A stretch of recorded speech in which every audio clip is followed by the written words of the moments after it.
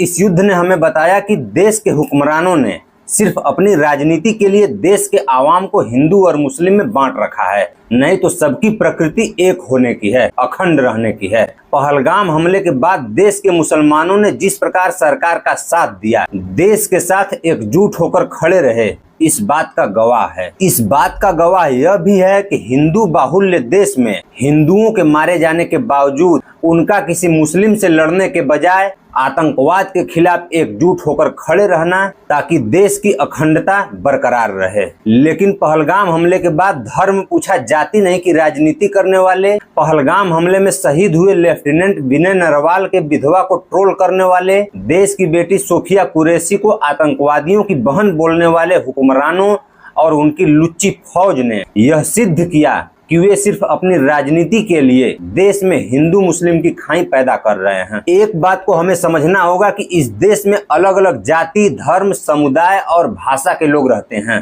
वे अपने अधिकारों के लिए लड़ते हैं, आवाज उठाते हैं। इसका मतलब ये नहीं कि वे देश के दुश्मन हैं। इस देश के बुनियाद में सबके खून का गारा शामिल है।